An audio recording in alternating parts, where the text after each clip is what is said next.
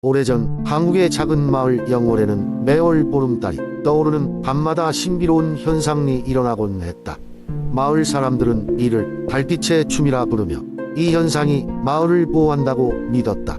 영월은 강과 산으로 둘러싸인 아름다운 지역으로 매일 강물은 노랫소리를 내며 흐르고 높은 산들은 구름을 품고 있었다. 그 당시 마을에는 한 소녀가 살고 있었다. 이름은 달고미로 그녀는 밤하늘을 무척이나 사랑했다. 특히 보름달이 뜨는 날은 그녀에게 아주 특별했다. 달고미는 늘 할머니로부터 들었던 달빛의 전설을 떠올리곤 했다. 전설에 따르면 매월 보름달이 뜨면 달에 여신이 깨어나 세상을 여행하는데 그녀가 내린 은빛 가루가 영월에 쏟아지며 마을의 행복과 번영을 가져다 준다는 것이었다. 그러나 어느 날부터인가 영월의 달빛이 점점 희미해지기 시작했다. 마을 사람들은 걱정에 휩싸였고 달고미도 예외는 아니었다. 그녀는 할머니에게 그 이유를 물었고 할머니는 슬픈 얼굴로 말했다. 달고마, 달의 여신이 슬퍼하고 있는 모양이구나. 그녀의 눈물이 달빛을 가려버린 거야. 달고미는 이 상황을 해결해야겠다고 결심했다. 그녀는 밤마다 몰래 산속에 들어가 여신을 위한 기도를 드리며 마음의 노래를 불렀다. 그녀의 노래는 바람을 타고 산을 넘어 하늘에 닿았으며 달님이 들을 수 있도록 했다. 그녀는 여신에게 행복과 사랑의 메시지를 전하기 위해 밤하늘에 별빛들로 메시지를 써내려갔다. 그렇게 몇 주가 흘렀다. 어느 날 밤 달고미는 꿈속에서 아름다운 여인을 만났다. 그 여인은 바로 달의 여신이었다. 여신은 달고미에게 자신이 슬퍼했던 이유를 말했다. 인간들이 달을 잊고 그 아름다움을 소중히 여기지 않는 것이 슬펐다고 했다. 결국 달고미의 진심 어린 마음이 여신을 감동시켜 다시 달빛을 마을에 되돌려주기로 결심하게 되었다고 전했다. 그 뒤로 영월의 보름달은 그 어느 때보다도 밝고 환하게 빛났고 마을 사람들은 여신에게 감사의 마음을 전하기 위해 매년 달빛 축제를 열기로 했다. 달고미는 마을 사람들과 함께 달빛 아래서 춤을 추고 노래를 부르며 새로운 전설을 만드는 주인공이 되었다. 그렇게 영월의 달빛은 다시금 모든 이들에게 기쁨과 평화를 전해주며 아름다운 전설로 남게 되었다. 두 번째 이야기. 옛날 옛적 대한민국 화천이라는 아름다운 산간 마을에 신비한 겨울나무가 있다는 소문이 돌고 있었습니다. 이 나무는 겨울에 가장 추운 날에만 모습을 드러내며 그 나무에서 만들어지는 눈의 결정은 세상에서 가장 아름답고 신비로운 모습이라고 했습니다. 화천 마을의 어린 소년 준호는 그 겨울나무의 이야기를 어머니로부터 들었습니다. 준호는 항상 설레는 마음으로 겨울을 기다렸지만 그 신비로운 나무를 본 사람은 마을에 아무도 없다는 이야기에 어린 마음은 아쉬움 가득했습니다. 준호는 결심했습니다. 이번 겨울에는 반드시 그 나무를 찾아내어 마을 사람들에게 소식을 전하겠다고 말입니다. 첫눈이 내리던 날 준호는 두꺼운 외투와 따뜻한 목도리를 두른 후 가방에 함께할 준비물을 넣었습니다. 물병, 손전등, 그리고 아버지가 주신 작은 나무 조각 할 정도면 어떤 모험에도 문제 없을 거라 생각했습니다. 그는 산길을 따라 걸을 준비가 되었습니다. 산으로 오르는 길은 눈으로 덮여 있었지만 준호는 포기하지 않았습니다. 눈송이가 하늘에서 춤추며 내리는 모습을 보며 그는 계속 걸렀습니다. 그러던 중 큰 바위 뒤에서 반짝이는 빛한 줄기가 그의 눈을 사로잡았습니다. 빛을 따라간 준호는 마침내 그 신비로운 겨울나무에 도착했습니다. 나무는 믿을 수 없을 만큼 크고 웅장했으며 가지마다 눈꽃 결정이 화려하게 장식되어 있었습니다. 나무 근처에 다가서자 눈꽃 결정에서 나타나는 작은 요정들이 환영하듯 준호를 둘러싸기 시작했습니다. 요정들은 준호에게 웃으며 말을 걸었습니다. 용감한 소년이여, 이 신비의 나무를 찾아내다니 대단하구나. 너의 따뜻한 마음이 우리의 마법을 깨어냈단다. 요정들은 준호에게 나무의 비밀을 알려주었습니다. 나무는 마법의 나무로서 그 마을의 평화와 사랑이 가득할 때만 모습을 드러낸다고 했습니다. 너의 순수한 마음과 용기는 우리가 평화로운 겨울을 보장할 수 있도록 해준단다. 요정들은 감사의 표시로 작은 눈꽃 결정 하나를 준호에게 주었습니다. 이 결정은 너에게 특별한 힘을 줄 거야. 언제든 마음속에서 용기를 찾고 싶을 때 이 결정을 붙잡고 상상해봐. 준호는 그 결정을 소중히 가슴에 품고 마을로 돌아와 그날의 모험을 모든 이에게 전했습니다. 마을 사람들은 어린 준호의 이야기에 감탄하며 그를 축복했습니다. 하천의 겨울은 이제 더 이상 춥지 않았습니다. 준호의 용기와 신비한 겨울나무의 전설은 긴 겨울밤 화톡불가의 이야기거리로 남아 오래도록 전해졌습니다. 세 번째 이야기, 옛날 옛적 아름다운 산과 맑은 물이 흐르는 한국의 금산 지역에는 사람들 사이에 오랜 전설이 내려오고 있었습니다. 그 전설은 금산의 깊은 산속 호수에 사는 황금잉어와 산을 수호하는 신에 대한 이야기였습니다. 금산 마을 사람들은 이 황금 잉어를 신성하게 여기며 매년 봄이 되면 호수에 제물을 바치곤 했습니다. 전해지는 말에 따르면 황금 잉어는 금산 수호신의 환생으로 누구에게도 모습을 드러내지 않는다고 했습니다. 그러나 만약 이 잉어를 눈으로 보게 된다면 그 사람은 금산신의 축복을 받아 큰 행운을 얻는다는 믿음이 있었습니다. 어느 날 금산의 조용한 마을에 한 나그네가 찾아왔습니다. 그는 전설 속 황금 잉어가 궁금하여 호수를 방문하길 원했지만 마을 사람들은 그에게 위치를 알려주기를 꺼렸습니다.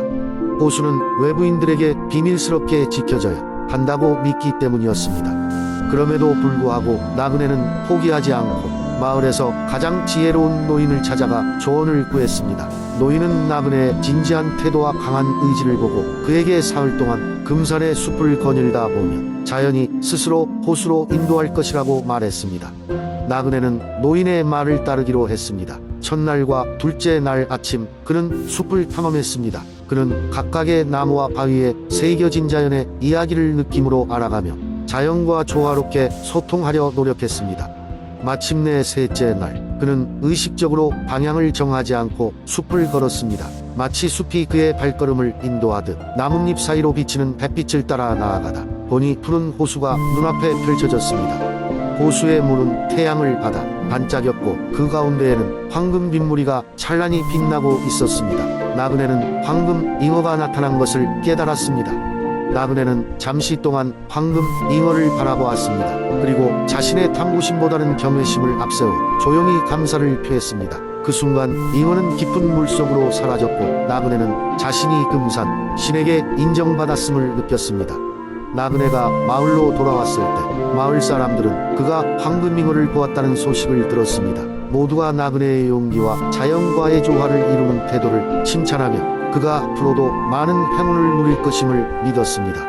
나그네는 금산 마을에서 얻은 교훈을 마음에 담고 감사하며 다시 길을 떠났습니다. 이렇게 금산의 산과 호수는 그들의 전설 속 이야기를 계속해서 간직하게 되었고 마을 사람들은 자연을 존중하며 그들과의 전통을 이어갔습니다. 네 번째 이야기, 옛날 옛적 한국의 상주 지역에는 달빛 호수라는 신비로운 호수가 있었습니다.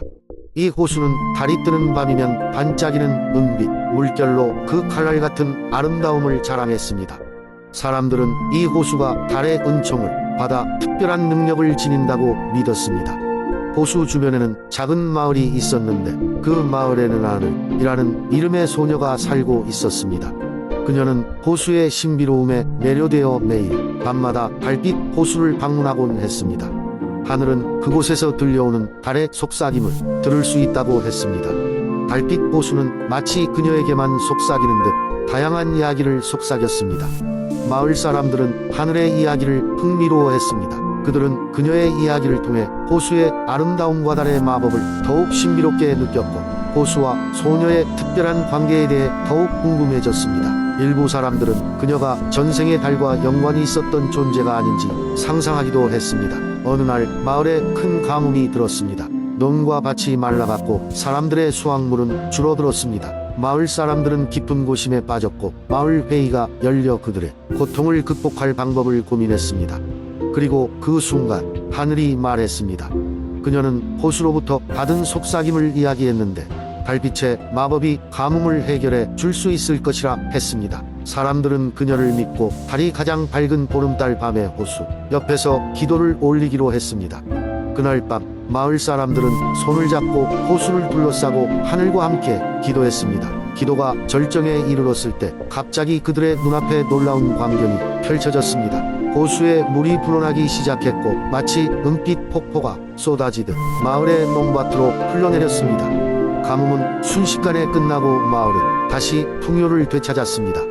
마을 사람들은 하늘과 호수에 깊은 감사를 드렸고 이후로 상주의 달빛 호수는 더 많은 신비로운 전설로 가득 차게 되었습니다. 하늘은 호수와의 교류를 통해 사람들에게 희망과 마법을 전해주는 존재로 기억되었습니다. 이후로도 상주의 사람들은 매달 보름달 밤마다 호수에 모여 하늘과 함께 달의 축복을 기리며 감사의 기도를 올렸고 그들은 평화롭고 풍요로운 삶을 이어갔습니다. 달빛 호수는 여전히 그 신비로움을 간직한 채 하늘과 마을 사람들에게 은혜를 나누어 주었습니다. 다섯 번째 이야기. 아주 오랜 옛날 신라의 수도인 경주에는 아름답고 평화로운 곳인 안압지가 있었다. 안압지는 신라는 물론 왕족과 귀족들의 여가를 즐기는 장소로 경주의 아름다움을 한층 더해주었다.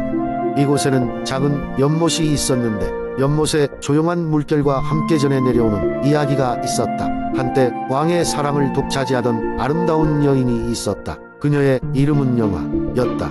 연화는 지혜롭고 아름다워 많은 이들의 사랑을 받았고 왕은 그녀를 깊이 아꼈다. 그러나 권력과 사랑을 시기하는 자들은 언제나 왕궁 곳곳에 존재했다. 유독 연화를 미워하던 한 신하가 있었다.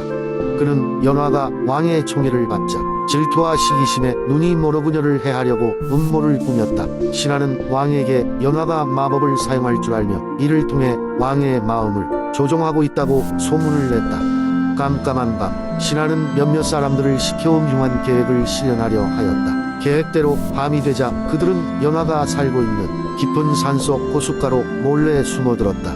그곳에서 그들은 신비한 마법의 물방울로 알려진 안수를 찾았다. 이 안수는 전설에 따르면 숲의 정령들이 정결한 마음으로 만들어낸 것으로 그 물방울은 사람의 진심을 드러내게 한다고 전해졌다. 신하는 이 안수를 손에 넣고 그 부하들에게 그녀가 마법을 사용하고 있다는 거짓 증거를 왕에게 전달하라고 명했다. 다음 날 왕은 연화를 부르고 진실을 밝히라고 전했다. 연화는 자신의 결백을 주장했으며 왕은 그녀의 말을 믿고 싶어 했지만 소문과 압박에 의해 고민에 빠졌다. 결국 연화는 안수를 사용하여 자신의 진실한 마음을 왕에게 보여주겠다고 제안했다. 왕과 신하들이 지켜보는 가운데 연화는 그 안수를 손에 쥐었다. 그 순간 그녀의 눈에서 눈물이 흘렀고 그 물방울은 곧 맑고 빛나는 빛으로 변했다. 그 빛은 연화의 순수한 마음을 증명하듯 환하게 주의를 밝혔다. 왕은 연화의 눈물과 빛을 보자 그녀의 결백을 완전히 믿을 수 있었다. 그러나 처음부터 연화를 해하려 했던 신하는 빛을 보며 자신의 과오를 깨달았고 크게 뉘우쳤다. 그는 즉시 왕에게 죄를 고하고 연화에게 사과했다. 결국 연화는 계속해서 왕과 함께하며 경주의 평화를 지키는 역할을 하게 되었다. 사람들은 이 사건을 전설로 삼아 안압지에 방문하면 종종 자신의 마음을 투명하게 비춰보는 일을 하곤 했다. 그리고 현재에 이르러 그 연못에 비치는 조용한 물결 속에서는 그때의 아름다운 빛이 여전히 잔잔히 흐르고 있다고 전해진다.